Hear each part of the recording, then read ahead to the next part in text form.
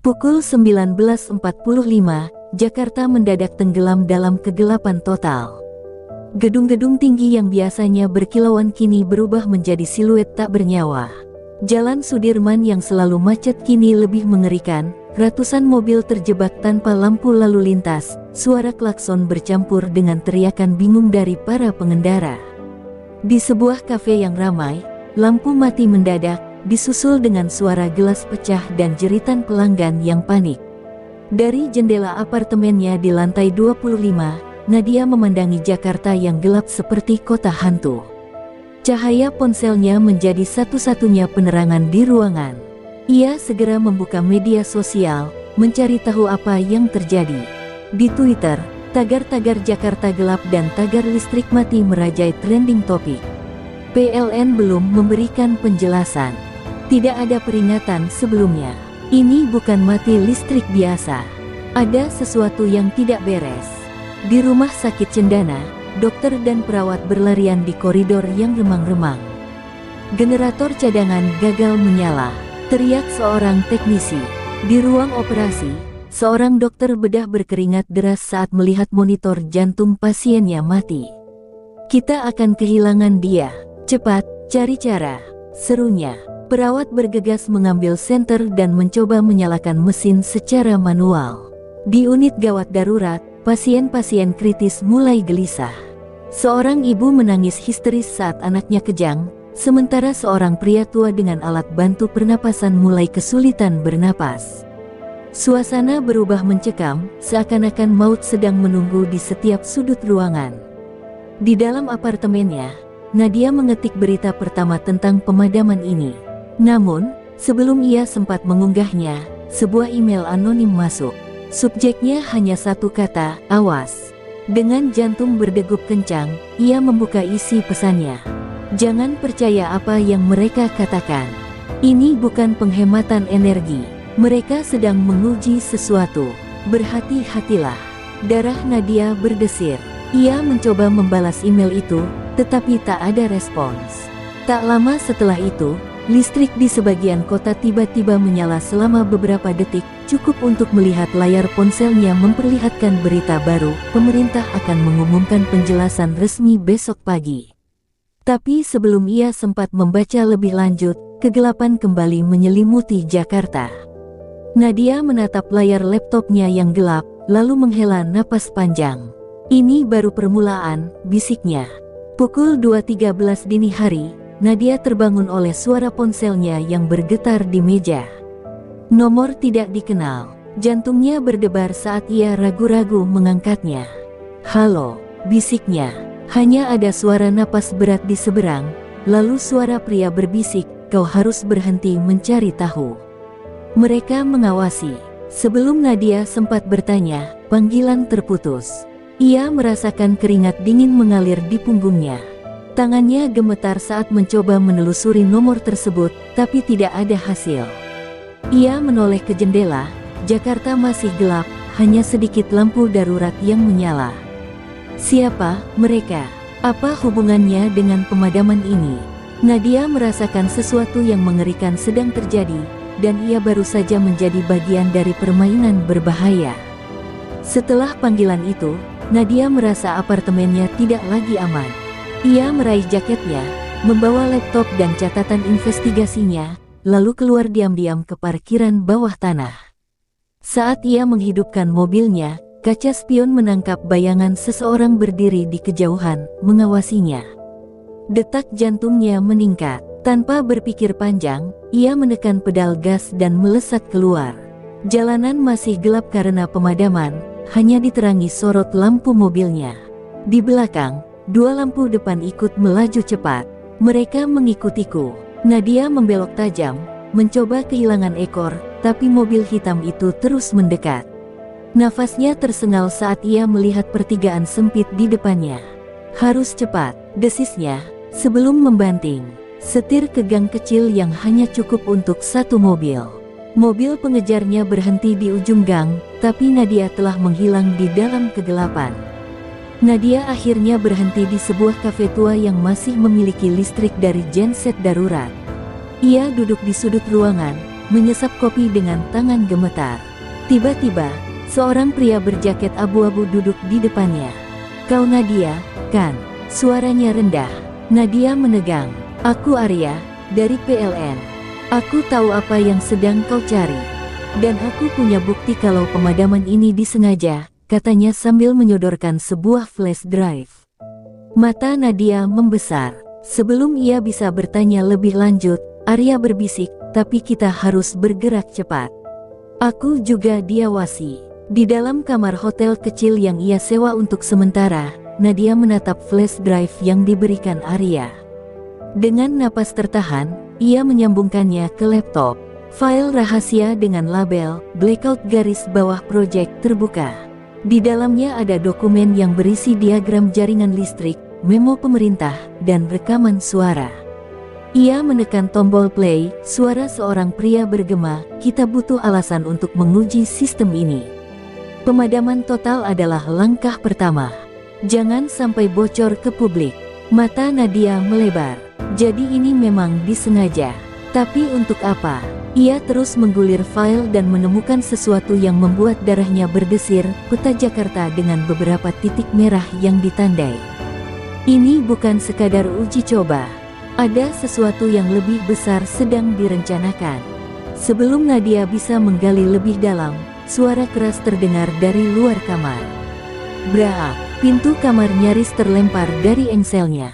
"Mereka menemukanku." Nadia dengan cepat mencabut flash drive, memasukkannya ke saku, dan melompat ke jendela darurat. Dari celah pintu yang hampir terbuka, ia melihat dua pria berpakaian hitam dan bersenjata memasuki kamar dengan gerakan cepat. Jantungnya berdebar kencang saat ia merangkak keluar ke balkon kecil. Di bawahnya, gang sempit yang gelap membentang. Tidak ada pilihan lain. Dengan napas tertahan, ia menjatuhkan diri ke bawah, menghantam tanah dengan lutut yang perih. Rasa sakit itu bukan apa-apa dibandingkan ancaman yang mengintai. Tanpa menoleh ke belakang, ia berlari masuk ke kegelapan malam. Di sebuah jalan yang sepi, Nadia bersembunyi di balik tembok bata, menenangkan napasnya yang memburu. Ia mengeluarkan ponsel, mencoba menghubungi Arya. Tidak ada jawaban. Sekali lagi, ia mencoba. Setelah beberapa detik yang terasa seperti selamanya, akhirnya telepon tersambung. "Arya, aku," tapi suara di seberang bukan Arya. Suara berisik, dengungan statis, lalu sebuah suara berat berbicara, "Dia tidak akan bisa menolongmu lagi." Nadia merasakan hawa dingin menjalar di punggungnya. Ia menatap ponselnya dengan ngeri, sebelum akhirnya layar mati sendiri, baterainya masih penuh. Ini bukan sekadar pemadaman. Ada kekuatan yang lebih besar sedang bermain. Nadia terus berlari di lorong-lorong sempit, tubuhnya masih gemetar setelah panggilan mengerikan itu. Ia tahu satu hal, Arya sudah tiada atau telah diculik. Nafasnya tersengal saat ia sampai di sebuah warnet kecil yang masih beroperasi dengan genset. Ia duduk di bilik paling ujung, membuka laptop dan menyambungkan flash drive. Namun, sesuatu yang aneh terjadi. File "Blackout garis bawah project" hilang. Seakan-akan seseorang telah meretas sistemnya dan menghapus semua jejaknya. Tidak mungkin. Nadia mencoba mengembalikan data, tapi yang muncul hanya satu pesan dalam layar hitam, "Kau sudah terlambat." Nadia menggigit bibirnya. Ini bukan hanya tentang pemadaman listrik, ini adalah operasi yang lebih besar dari yang ia bayangkan. Merasa tak punya pilihan lain, Nadia memutuskan untuk meninggalkan Jakarta. Ia menuju stasiun Gambir dengan menyamar, memakai hoodie dan kacamata hitam untuk menyembunyikan wajahnya. Namun, begitu ia melewati pemeriksaan tiket, ia merasakan sesuatu yang tidak beres. Dua pria berbadan besar berdiri di dekat eskalator, matanya tajam mengawasi kerumunan. Nadia menunduk, mempercepat langkahnya, tapi tiba-tiba suara pengumuman menggema di seluruh stasiun. Penumpang bernama Nadia Rahmat diminta segera menuju pos keamanan. Darah Nadia berdesir. "Mereka tahu aku di sini." Tanpa berpikir panjang, ia berbalik arah, melompati pagar pembatas, dan berlari ke arah rel kosong di sisi lain stasiun. Suara langkah berat mengejarnya, Tapi Nadia tahu ia hanya punya satu pilihan, terus berlari. Dengan napas terengah, Nadia akhirnya sampai di sebuah kawasan yang dulu ramai, tetapi kini kosong akibat pemadaman. Gedung-gedung tinggi berdiri bisu tanpa cahaya, seperti raksasa yang tertidur. Ia masuk ke sebuah apartemen tua yang terbengkalai, menaiki tangga hingga lantai atas, lalu mengintip keluar jendela. Jakarta kini seperti kota mati. Tiba-tiba, ponselnya bergetar. Nomor tak dikenal lagi. Dengan tangan gemetar, ia mengangkatnya. "Kau ingin tahu kebenaran?" Suara pria itu rendah. "Datanglah ke pelabuhan Sunda Kelapa malam ini." Sendirian. Lalu sambungan terputus. Nadia menatap layar dengan ketakutan dan tekad. Ini bisa jadi perangkap, atau satu-satunya jalan untuk mengungkap kebenaran. Nadia menyelinap keluar dari apartemen tua, menyusuri gang-gang gelap yang hanya diterangi oleh sisa-sisa lampu darurat. Jakarta masih dalam cengkeraman kegelapan. Ia mengenakan jaket hitam dan menarik tudung kepalanya, menyatu dengan bayangan. Taksi online yang dipesannya berhenti di ujung jalan. "Ke Sunda Kelapa," bisiknya ke sopir, yang hanya mengangguk tanpa banyak bicara. Selama perjalanan, ia merasakan sesuatu yang mengganggu. Sebuah motor hitam mengikuti mereka dari kejauhan. "Mereka tahu aku menuju ke sana." Nadia berusaha tetap tenang, tangannya menggenggam erat flash drive di sakunya. Malam ini bisa menjadi akhir dari pencariannya, atau akhir dari hidupnya. Pelabuhan Sunda Kelapa tampak lebih menyeramkan dalam gelap. Kontainer-kontainer besar berdiri seperti raksasa bisu, dan suara ombak yang menghantam dermaga terdengar lebih tajam di tengah keheningan. Nadia melangkah perlahan ke dalam gudang yang disebutkan dalam telepon. Di dalam, hanya ada satu lampu gantung yang berkedip-kedip, menerangi seorang pria berjas abu-abu yang berdiri dengan tenang. "Akhirnya kau datang," suaranya berat, nyaris tidak terdengar di antara suara angin laut. "Siapa kau?" Nadia bertanya, menjaga jarak. Pria itu tersenyum dingin, lalu mengeluarkan tablet dari saku dalam jasnya. "Kau ingin tahu kenapa Jakarta mengalami pemadaman?"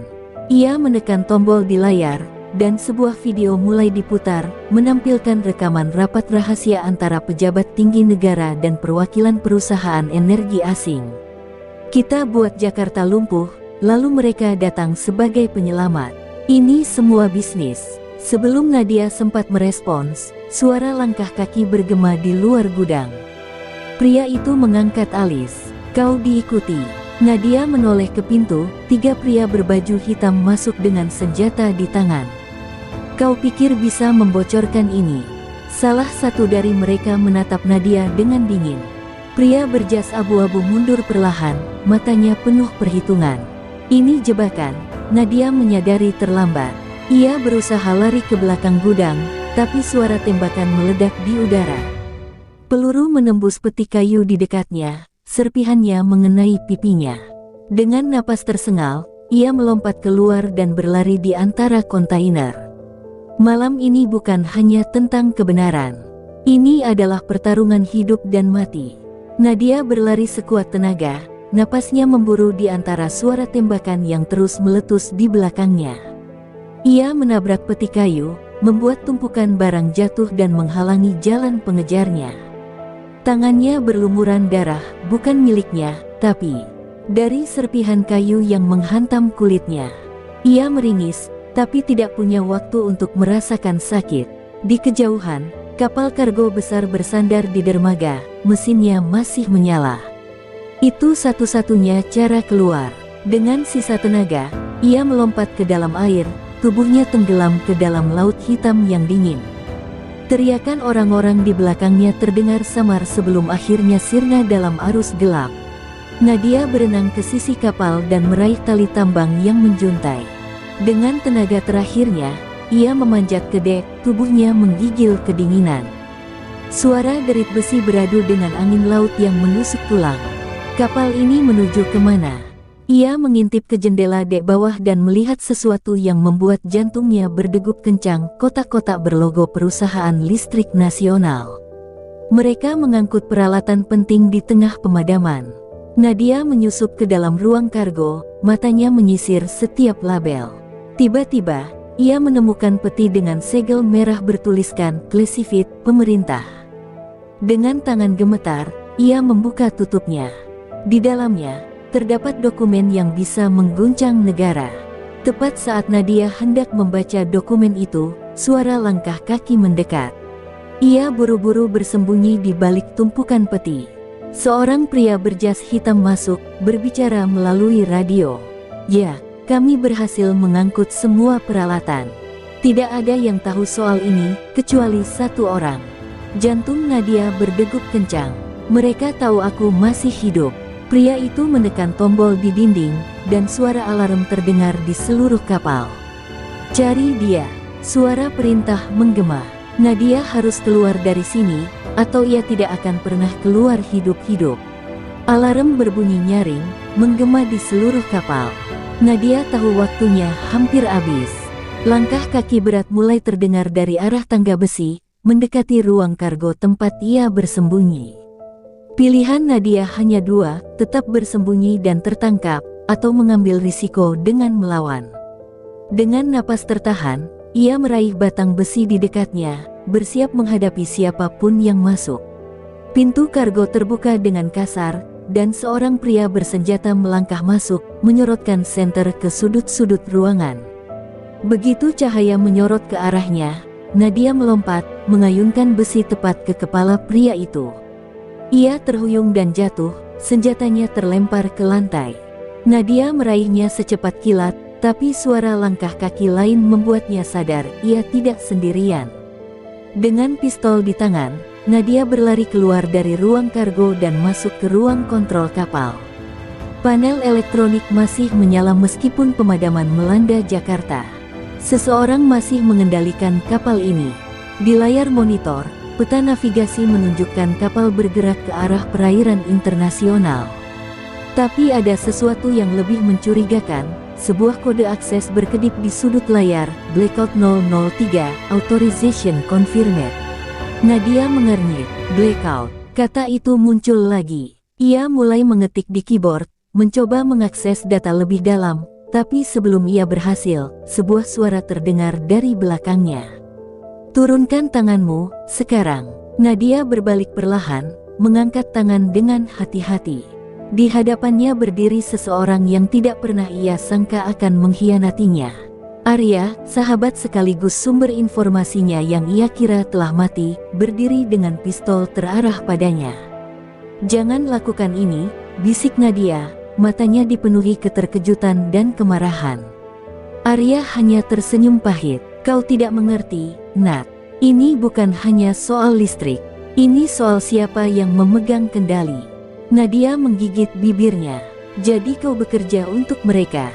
Suara Nadia bergetar. "Aku bekerja untuk diriku sendiri," jawab Arya datar. Sebelum Nadia bisa berkata lebih jauh, suara ledakan keras mengguncang kapal. Lampu berkedip-kedip, alarm berbunyi lebih keras. Seseorang baru saja menyalakan bom waktu. Alarm terus berdengung, suara mekanisnya menusuk telinga Nadia.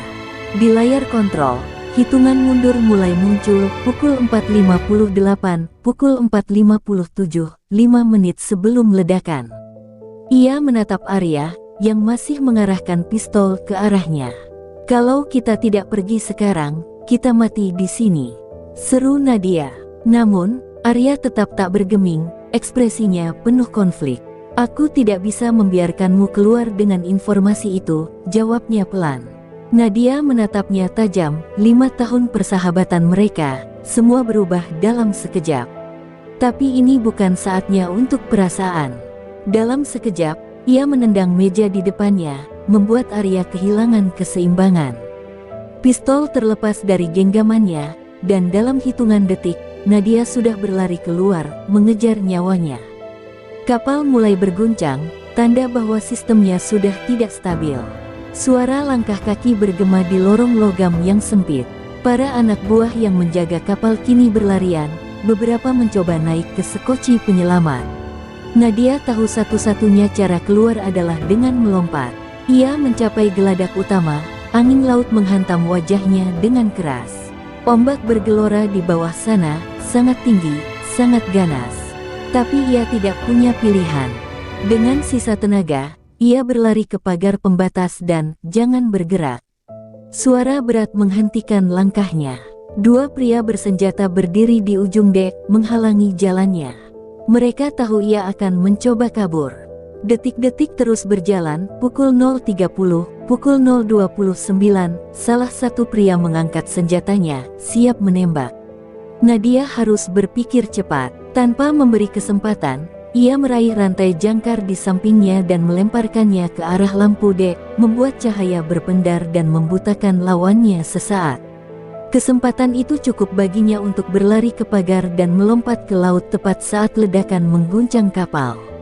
Api meledak dari dalam lambung kapal, menerangi langit malam seperti neraka yang terbuka. Tubuh Nadia menghantam permukaan air dengan keras, rasa sakit menyebar di sekujur tubuhnya.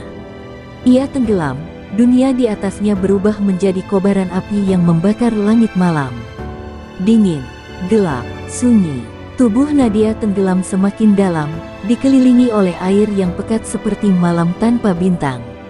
Suara ledakan di atas terdengar sayup, getarannya merambat melalui air, tetapi tubuhnya terlalu lemah untuk bergerak. Dadanya terasa terbakar, paru-parunya berteriak meminta udara. Apakah ini akhirnya? Apakah semua perjuangannya sia-sia? Namun, di antara kesadarannya yang menipis, cahaya samar muncul dari kejauhan. Perahu nelayan, kesempatan terakhirnya untuk hidup. Dengan sisa tenaga, ia menggerakkan tangannya, meraih cahaya itu, dan perlahan, dunia kembali menjadi hitam. Saat Nadia membuka mata, ia mendapati dirinya berbaring di atas geladak kayu yang basah. Tubuhnya menggigil, rambutnya menempel di wajah. Seorang pria tua dengan wajah penuh kerutan menatapnya khawatir. "Kau beruntung masih hidup," gumamnya. Tapi Nadia tahu, selamat dari laut tidak berarti ia selamat dari bahaya. Dengan tangan gemetar, ia meraba saku bajunya, dokumen rahasia yang ia ambil dari kapal masih ada. Ini lebih dari sekadar bukti, ini adalah kunci yang bisa menjatuhkan mereka yang berada di balik pemadaman. Namun, sebelum ia bisa berpikir lebih jauh, suara mesin kapal terdengar dari kejauhan. Mereka datang mencarinya. "Cepat, sembunyi!" Suara pria tua itu mendesak. Nadia dengan sisa tenaganya bangkit dan merangkak ke dalam tumpukan jaring ikan di sudut perahu. Detik berikutnya, cahaya sorot menembus gelapnya laut, menyapu geladak kapal nelayan kecil itu. Ada yang melihat wanita hanyut di sekitar sini. Suara seseorang dari kapal besar menggema. Nadia menahan napas. Jantungnya berdetak begitu keras hingga ia takut akan terdengar. Pria tua itu menggeleng. "Tidak ada siapapun di sini." Hening. Lalu suara mesin kapal kembali meraung, "Mereka pergi." Nadia menghela napas panjang, matanya menatap langit malam. Ia masih hidup, tapi perang belum berakhir. 3 hari setelah pelariannya dari kapal, Nadia akhirnya menginjakkan kaki kembali di Jakarta. Kota itu masih kacau, pemadaman listrik terus berlanjut, dan ketakutan menyelimuti warga. Namun, kini ia memiliki sesuatu yang bisa mengakhiri semua ini, dokumen rahasia yang membuktikan bahwa pemadaman ini bukan kecelakaan, melainkan skenario yang dirancang oleh orang-orang kuat. Dengan hoodie menutupi wajahnya, ia menyusup ke sebuah warung internet kecil di sudut kota. Tangan gemetar saat ia memasukkan flash drive ke komputer usang. File-file itu terbuka di layar, menampilkan daftar nama, perjanjian rahasia, serta bukti bahwa perusahaan listrik nasional dan beberapa pejabat tinggi terlibat dalam permainan kotor ini. Ini bukan hanya tentang listrik, ini tentang kekuasaan. Waktu adalah musuh dan sekutu. Ia harus bertindak sebelum mereka menemukannya. Nadia mengunggah semua data itu ke berbagai media independen dan forum daring. Sejenak, tidak ada yang terjadi. Namun, 5 menit kemudian, ponselnya bergetar tanpa henti, berita itu mulai menyebar. Media sosial dipenuhi dengan tagar-tagar konspirasi blackout. Wartawan, aktivis, dan masyarakat mulai mempertanyakan pemerintah. Ketakutan yang selama ini menguasai rakyat berubah menjadi kemarahan. Namun, di tengah kekacauan itu, Nadia sadar mereka tidak akan tinggal diam. Langkah kaki terdengar di luar warnet. Mereka datang lebih cepat dari yang ia duga. Nadia bergegas keluar melalui pintu belakang, menyelinap di antara gang-gang sempit Jakarta. Ia tahu, hidupnya tidak akan pernah sama lagi. Tapi kali ini, ia bukan lagi buronan tanpa arah, ia adalah simbol perlawanan. Sementara sirene mobil polisi menggema di kejauhan, ia berjalan masuk ke kerumunan, menyembunyikan dirinya di antara ratusan orang yang kini turun ke jalan. Hari ini, kegelapan tidak lagi menjadi senjata mereka. Hari ini, rakyat mulai melawan.